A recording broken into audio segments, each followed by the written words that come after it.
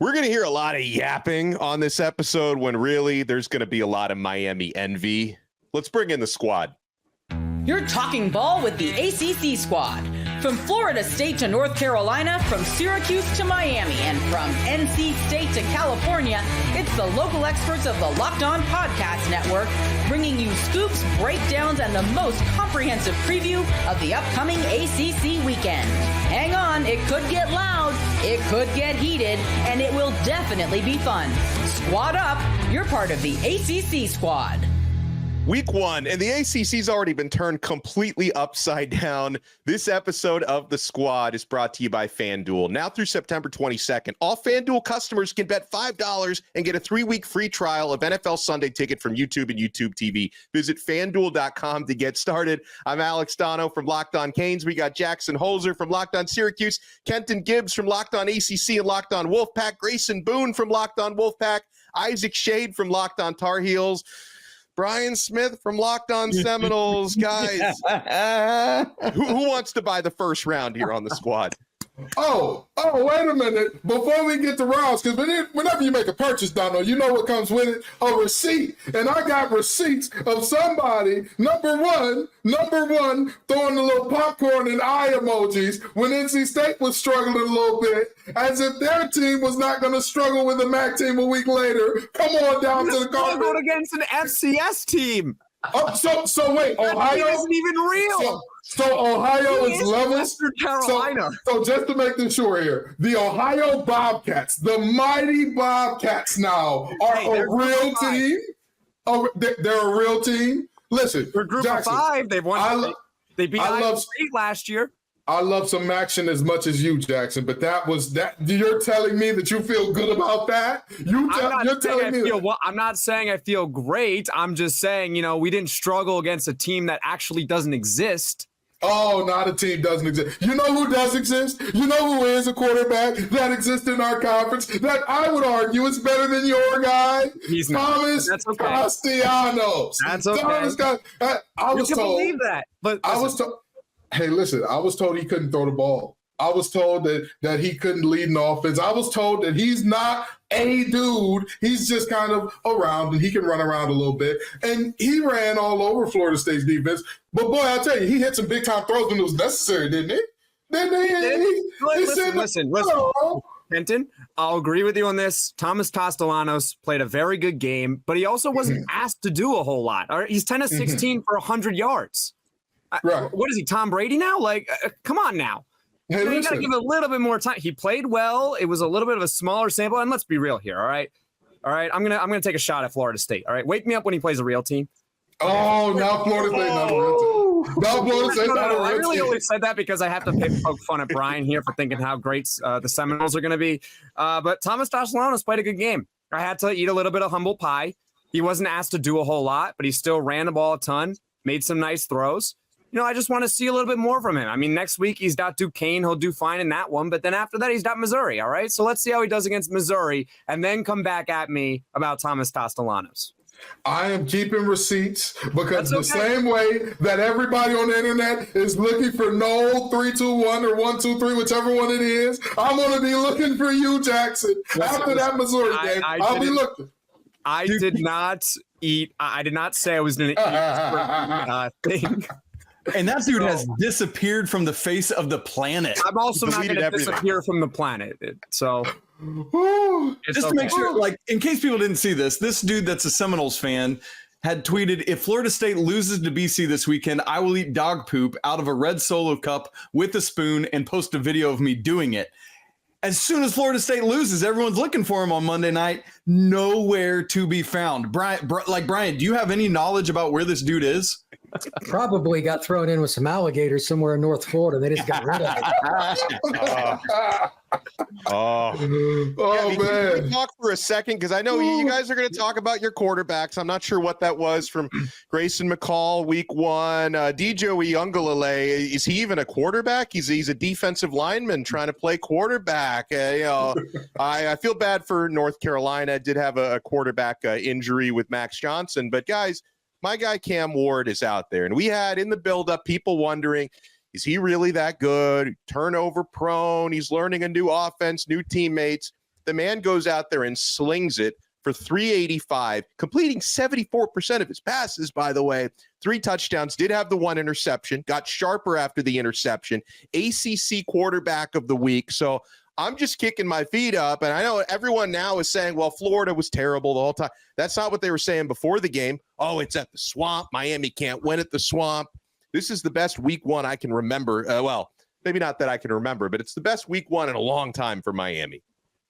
Oh, my quarterback's so good. He's the conference quarterback of the week. Let me tell you something. You want to talk about a real team? I'm going to quote my good friend Jackson Holzer over here. Wake me up when he plays a real team. I'm sorry. Florida lied. Florida lied. You saw what we saw. You saw their first touchdown on the day through the air was to a tight end who started college when Obama was in office. Hey, it's a great story, Cam McCormick. And you're telling me good teams allow things like that? You're telling me good defenses allow 9th-year seniors? Don't call him Cam McCormick. Call him Dr. McCormick, because I know he's working on PhD by this point. He's got to defend it. Tommy boy, let's go. He's got to defend the dissertation soon. Yeah, he probably will. Listen, I will give Cam Ward his guts. He looked phenomenal. But I'll tell you, the more I watch that game, the more I'm just like, wait, so what was Florida doing?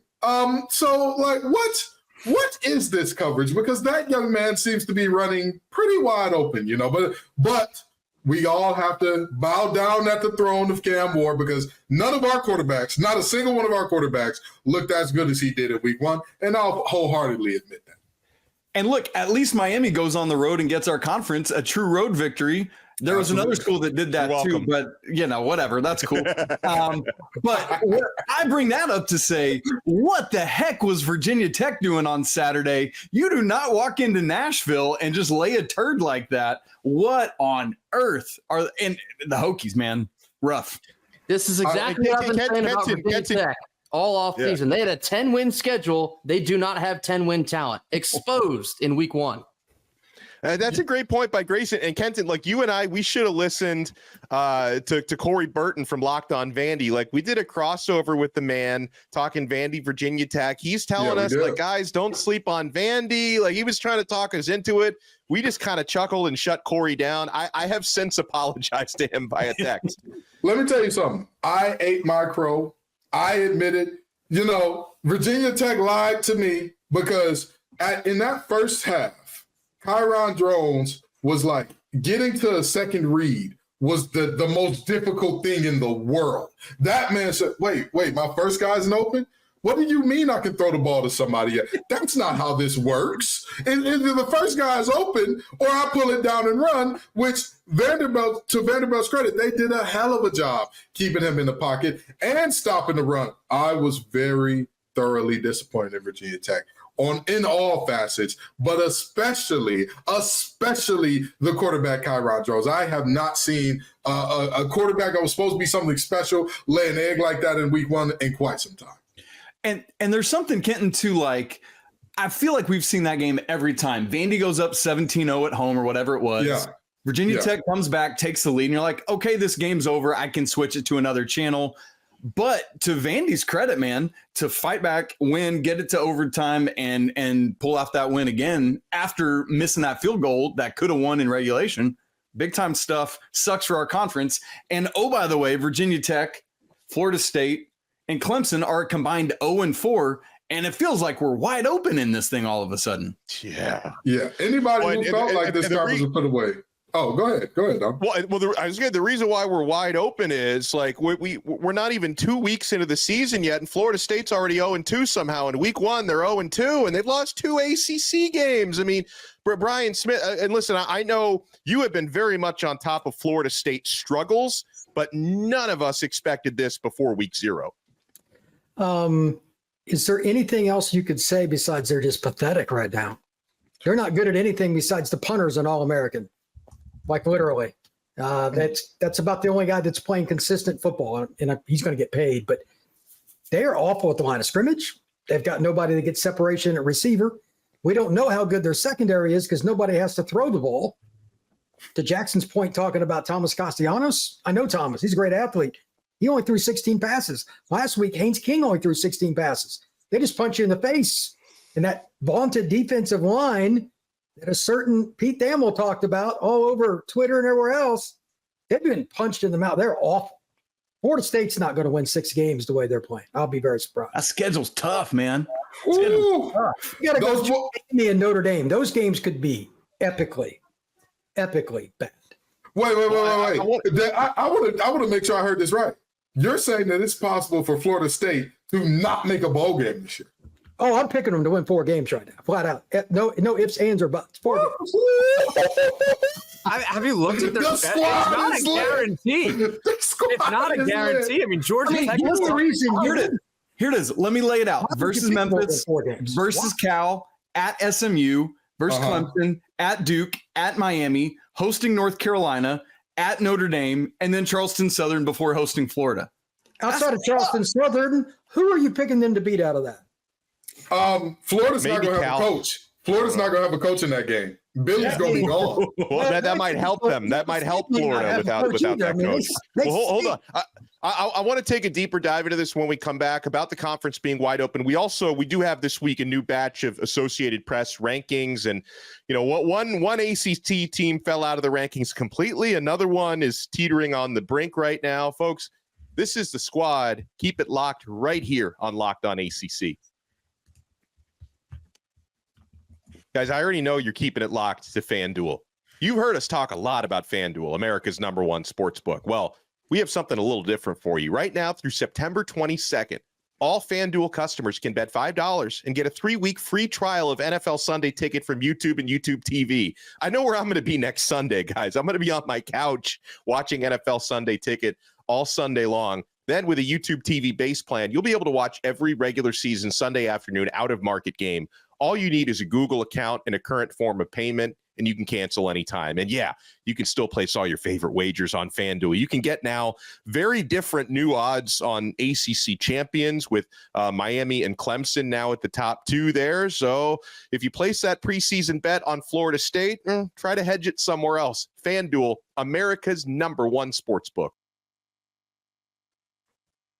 We got the ACC Squad in the house. And all right, fellas, so Florida State, they dropped completely out of the top 25. They were number 10. They're now not even receiving votes. Clemson, can we talk about Clemson? Now, they dropped from number 14 to number 25, but it's one of those things where didn't expect them to win against Georgia. I don't know who did, but, I mean, did we expect a little bit more than what we got? No. In the words of legendary gospel singer, God rest her soul, LaShawn Pace, act like you know, Donno. Act like you know. We all saw this coming. Dabo is running an offense that if it was bread, it wouldn't be stale. It would be molded. It would have that stuff growing on it where you're like, oh, yeah, we can't scrape this off and eat it. I mean, for Christ's sake, he refuses to get in the portal, refuses to adapt his offense, keeps saying we're not going to recruit over you, and look what that got you. Look what it got. But, hey, I'm sure with just $10 million more, all of a sudden Clemson will be back Clemson again. I'm sure they will be. I thought Clemson looked exactly how I predicted they would. I knew they would struggle to move the ball, and it is Georgia, so you have to factor that in as well, but could not get anything going on offense, and because of that, your defense is going to bend and break until they can't bend anymore. That's exactly what happened. Clemson's in trouble, and Kent and I have talked about this a lot on Locked on Wolfpack. They are a program that is sinking into the ocean. I don't know how else that you can defend it right now, and I think those issues are going to persist as this year goes on. Now, I think that dropping 11 spots is maybe a little bit aggressive because, again, they did play Georgia. I just think they were overranked to begin with. 14 was high. I probably would have had them around like 20. I think you guys might be a little overreacting on Clemson. I don't think their program is on the downhill. I think they need to eat a little bit of humble pie. I think that's what they need. Maybe Dabo Swinney's finally learning, like, hey, maybe next year you actually need to use the transfer portal. But, the Kate Klubnik will be out next year. I'm waiting for that tweet notification in 3 months that Kate Klubnik has entered the transfer portal and everything like that. It's coming. It's coming. It's like guaranteed at this point. But here's the deal. We knew they were going to struggle against Georgia. Like, that's a known fact. We knew that was going to happen. They struggled. Are we going to sit here and overreact to them? Like, all right, they got Appalachian State this week. Don't sleep on that. They should beat Appalachian. Yeah. Listen, if you're not beating Appalachian State at home, you got bigger problems, all right? They should be able to win that game. Then you got NC State at home.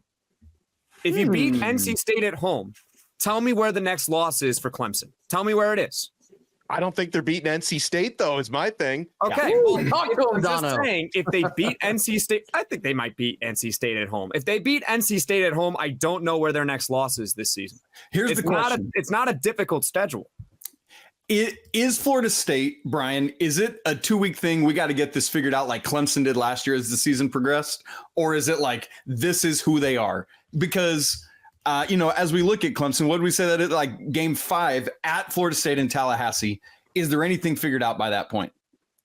Well, Florida State had 21 rushing yards on 16 carries against Boston College. After that, where do you go from there, Isaac? PU. I mean, look. Annexation of Puerto Rico. Let's get it. Florida State did not attempt a first down run with the running back in the first half. Gosh. Hinton, what does that tell you as a defensive lineman? They're terrified. Yeah, they're terrified. The boys. What does that tell you when you got all seniors up front on your offensive line? Yeah. I'll tell you this much. I'll tell you, I aspire to be as delusional as my good friend Jackson. Not only does he overbelieve in his Syracuse Orange, he overbelieves in the Clemson Orange as well. How is a team that has won national championships? Even the Tennessee Orange. And that's the thing. I bet you are. Don't worry. Donno and I will cover the Stump the Squad rankings in tomorrow's episode. But I bet you are, because I'm going to tell you something. That is a team that has won national championships, yes or no? Yes, they've won. That is a team that has gone undefeated in the past, yes or no? Yes. That is a team that has consistently had double-digit wins in the past, yes or no? Yes. Was last year not their first single-digit win season in quite some time? 2010. It's been a while, yeah. Since 2000 when, Brian? 10.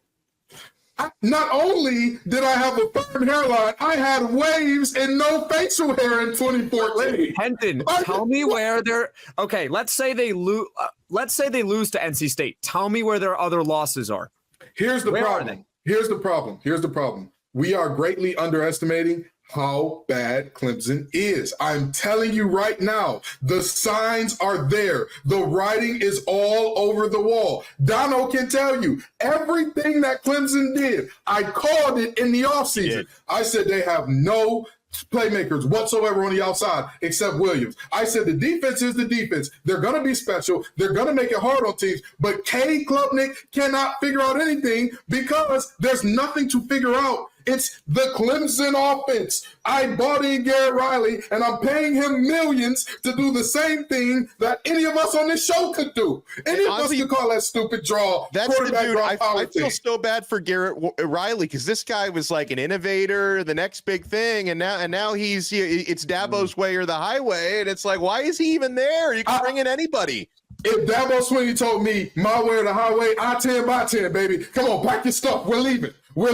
I got to do it your way and with K. Klubnik. Get me the hell out of Clemson, South Carolina right now. I ain't never left South Carolina so quick as what I would do that day. Kenton, how big a deal is it that the guy under center is not named Trevor Lawrence or Deshaun Watson or Taj Boyd? How big a factor is that in what we're talking about? Oh, and remember when Taj Boyd, the worst of the three, was playing, he was throwing to some guy named DeAndre something or another. Yeah, exactly. There was some Martavis guy that was there too that was pretty good. They had a couple guys that made Pro Bowls there at that time. So I think it's funny how all of a sudden when there's not a generational quarterback, you run that same stale ass offense. I'm sorry, I don't want us to lose our clean rate on that same stale offense. What happens? It's so amazing. I'm so shocked. But you know what? They belong in the Big Ten because if they get that extra $15 million a year, that'll fix everything. It's that little bit of money. That's the difference. But that's the 30-point difference between them and Georgia right now. It's the $10 million that they don't have per year. That's what it is. Georgia didn't even play well in the first half either. 6-0 in the first half. That Malachi Sparks interception, y'all see that thing? Yeah. The only thing I saw better than like that 3 years ago or something like it was that. 3 years ago in the same building against Oregon. Yeah. The only thing I saw better this weekend was that Robert Morris interception. If y'all didn't see that. Yeah, that one was freaky. Yeah, that one was freaky. Great. I'll tell you what, though. I'll tell you what. Another thing that's unreal is DJU's ability to overthrow wide open receivers. I mean, for Christ's sake. End zone. Dude, you know, close. How did Dabo Sweeney win like 10 games with DJU? That's impressive. You got to get it it. is. That's a great point. That's a great point. I never agree with Jackson, but that is true. How do you win 10 games with that dude? Hey, Donno, let me tie back to you were talking about the wide open stuff and the rankings. The highest any of our teams are right now is your Canes that are 12th. After that, we got nobody until we have all of 22 through 25. Florida, it's who is it? 22. Louisville, Georgia Tech, State, and Clemson, and then we got 3 receiving votes: BC, SMU, and Carolina. We got 4 of them this week. Hey, we got a vote in the coaches poll, I think. All right, well, I'm talking. We're talking AP. We're talking about the big boy poll. I wanted to be included on this. Jackson gets a vote too. Let's get it. But anyway, go, Donno. Sorry. Well, no, I just wanted to say, like, let's take a pause here, and then I want to talk about a big game, at least an impactful game I think it is a big game this weekend in conference, and a big game non-conference that involves Kenton and Grayson's team. That I'm hoping NC State's a little bit cleaner than they were week 1, because the Tennessee Volunteers will not be an easy test. So you guys want to keep it locked right here. We got the combination of the powers unite here in the ACC. We got Locked On Syracuse, Locked On Canes, Locked On Wolfpack, Locked On Tar Heels, and Locked On Seminoles represented right here on this brand new episode of The Squad. Keep it locked. And I already know you're keeping it locked to LinkedIn Jobs. I have a feeling we're going to see a DJ Uiagalelei profile popping up pretty soon. Open to work is the tag. That's going to be going on at LinkedIn Jobs. And guys, this is fantastic. LinkedIn Jobs has the tools to help professionals, to help you find the right professionals for your team, I should say, faster and for free. LinkedIn isn't just a job board. LinkedIn helps you hire professionals you can't find anywhere else, even those who aren't actively searching for a new job but might be open to the perfect role. In a given month, over 70% of LinkedIn users don't visit other leading job sites. So if you're not looking on LinkedIn, you're looking in the wrong place. On LinkedIn, 86% of small businesses get a qualified candidate within 24 hours. Hire professionals like a professional on LinkedIn. LinkedIn knows small businesses are wearing so many hats, might not have the time and resources to hire. That's why LinkedIn is constantly finding ways to make the process easier. They even just launched a feature that helps you write job descriptions, making the process even easier and quicker. 2.5 million small businesses use LinkedIn for hiring. So post your job for free at linkedin.com/lockedoncollege. That's linkedin.com/lockedoncollege to post your job for free. Terms and conditions apply. Thank you so much for making The Squad your first listen. I highly recommend for your next listen, you check out our guy Spencer McLaughlin on Locked On College Football. You never know when you may see some of us pop up as guests on his show talking about all the big storylines in college football. And so we've already seen Georgia Tech pull off the upset against Florida State, and they beat Georgia State. But I think this weekend we're going to find out if, beating Florida State is just something everybody's going to do, or if that actually means Georgia Tech is for real this year. They're going up against the Syracuse Orange, who they beat Ohio. It's very impressive. Kyle McCord put up big numbers. Jackson, what's going to happen in that game this Saturday? It's all going to come down to Syracuse's ability to stop the run, or really it's just contain the run, because I don't think you can actually shut down the running game of Georgia Tech. Like, I really respect their running game with Haynes King and Jamal Haynes. Now, Syracuse really did struggle against Ohio in the run game. They really struggled, but, Ohio had Eric Dickerson in the backfield. Anthony Tyus, 6'1", 225, big dude, So Georgia Tech doesn't have exactly that. Their leading rusher is Jamal Haynes. He's a little bit smaller. So maybe they can tackle a little better because they're not going against a superhuman running back, maybe. It's all going to be about how they can stop the run. If they can hold them down to 150 or less, then Syracuse is going to win. If they can't, then they're going to lose. Syracuse gave up 255 yards to Ohio. Ryan, I just told you they had Eric Dickerson in the backfield. That is an embarrassment to my favorite running back of all time. That is ridiculous. They stink. Syracuse is terrible on defense. Good luck. By the way. If ifs and buts were berries and nuts, squirrels would never starve. Sure, if they can hold Georgia Tech to under 150, they'll win the game. That's a big if. For 3 bills. It is a big if. If I was in the same room as Meg Thee Stallion for an extended period of time, I might get her number. But that's a huge if. That is a huge if. By the way, Meg, if you watch it, never mind. That's neither here nor there. The reality, the idea that Megan Thee Stallion is watching this show right now is wild to me. Hey, listen, She's an everydayer. Water things have happened. You know what I mean? You always got to shoot your shot. You miss every shot you don't take. But I love Jackson because, again, I would love to get inside that mind just for like 30 seconds. It's like wearing somebody's glasses. If you don't have a prescription, you know you're going to get a headache. I know I get a headache inside Jackson's mind for too long because I'm deeply concerned about his ability to say, we're going to stop a running game with a bigger, stronger, better offensive line coming at us than we just had because they don't have a back that's as big. It's a scary place inside that Oldrick. The problem was the tackling.